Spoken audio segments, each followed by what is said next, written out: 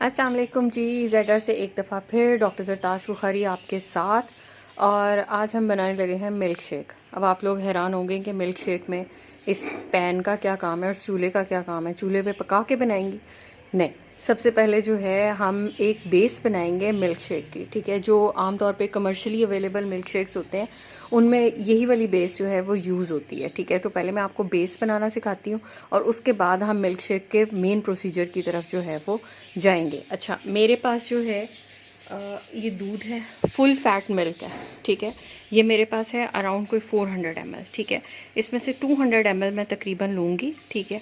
इसमें भलाई हर चीज़ शामिल है, ठीक है। ये मैंने इसमें 200 ml के करीब अराउंड डाल दिया हुआ, ठीक है।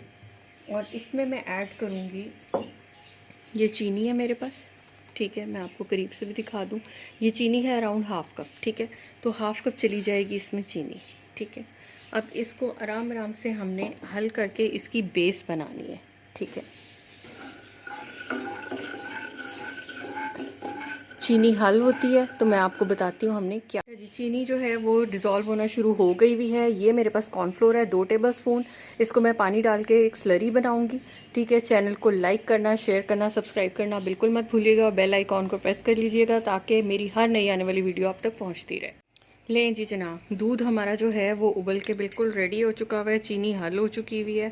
और अब जो मैंने 2 चम्मच कॉर्नफ्लोर लिया था उसकी मैंने स्लरी बना ली थी, ठीक है। अब मैं इसको गाढ़ा करूँगी, ठीक है। तब तक डालना है इसमें, आहिस्ता आहिस्ता करके डालिएगा कि ये आपका एक गाढ़ा सा जो है वो पेस्ट तैयार हो जाए, ठीक है। इसको आपने इसी तरीके से जो है वो थोड़ी देर पकाना है, ठीक है, कि ये थोड़ा सा थिक हो जाए, ठीक है। और ये देखें जनाब, ये 1 कप अराउंड जो है वो 150 ग्राम्स के करीब स्ट्रॉबेरीज़ हैं, ठीक है। मैंने इनको काट के, जो बड़ी थी उनको 2 कर दिया और बाकी जो थी उनको साबुत ही छोड़ दिया हुआ है, ठीक है। तो पहले हम अपना जो है वो ये वाला कुकिंग का प्रोसेस कंप्लीट करते हैं। दूध को थोड़ा सा ठंडा होने का वेट करेंगे इसका, ठीक है। और फिर हम चलेंगे अपने स्ट्रॉबेरी मिल्क शेक की फ़ाइनल लुक की तरफ, ठीक है, कि हमने उसको कैसे बनाना है जी। दूध को पकते हुए जो है वो अराउंड 2 to 3 मिनट हो गए। ये देखें, ये बिल्कुल गाढ़ा थिक सा जो है वो पेस्ट तैयार हो गया है, ठीक है। अब मैं इसको बाकी दूध में ऐड करूँगी ताकि ये थोड़ा ज़रा जल्दी से ठंडा हो जाए और फिर मैं इसको जूसर पे शिफ्ट करूँगी। लें जी जनाब, दूध हमारा रेडी हो गया, ठीक है। उसकी जो बेस थी, मिल्क बेस, वो मैंने बना ली, ठीक है। और अब ये जो मैंने आपको स्ट्रॉबेरीज़ दिखाई थी, ठीक है, ये स्ट्रॉबेरीज़ मैं इसमें मिल्क शेक जग में जो है वो स्विच कर रही हूँ, ठीक है। ये अराउंड थी तकरीबन कोई 150 ग्राम्स के करीब, ठीक है। अब मैं इसको ब्लेंड करती हूँ और आपको दिखाती हूँ कि हमारी फ़ाइनल लुक जो है वो कैसी आ रही है, ठीक है। बिस्मिल्लाहिर्रहमानिर्रहीम।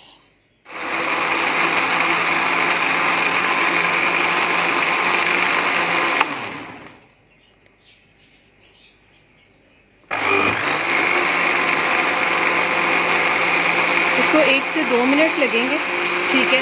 और इसका फाइन बिल्कुल जितना आप कर सकते हैं उतना करना है, ठीक है।